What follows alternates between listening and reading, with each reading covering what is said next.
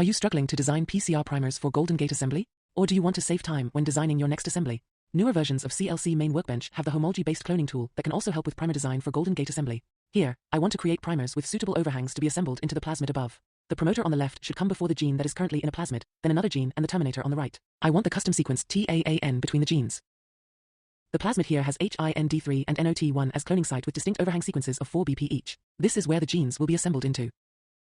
For comfortable assembly design, collect all the sequences you want to insert as individual files covering only the part you want to assemble. Here, it means I have to extract the first gene from the plasmid and save the file individually. Go to Toolbox and click Homology-based cloning. Select the sequences to insert and the assembly plasmid. Set the genes into the order how the assembled plasmid should look like with the buttons to the left. The colors help you distinguish the parts and they also become bold when hovering over the sequences.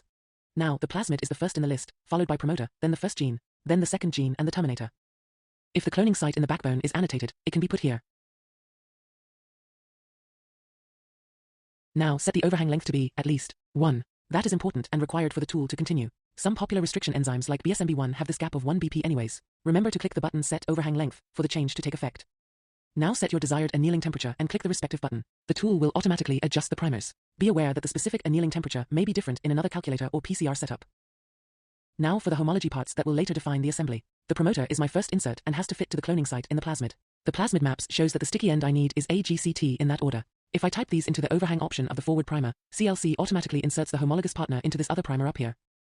The next fusion is the end of the promoter and the first gene. I want a scarless assembly here, and have several options for sticky ends. The primer overhang size for promoter and gene determine the sticky end. 5 and 1 would look like this. 1 and 5 look like this. 3 BP overhang on both will look like this. Keep in mind that 1 BP will be cut off by BSMB1, which is why I put 3 and 3. The next site is between the genes. Here, I will insert my custom TAAN site. CLC Workbench creates the partner primer automatically again.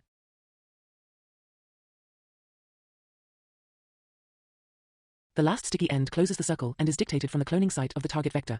Now, it would be most comfortable to just add the required bases onto the forward primer of the plasmid at the top of the list. GGCC is the sequence required. Again, the homologous pair is generated automatically. Click Next and make sure to tick the box for Create Primer Sequence List. The generated primers look like this and pair with close annealing temperatures. Note how primer length varies to match the temperature.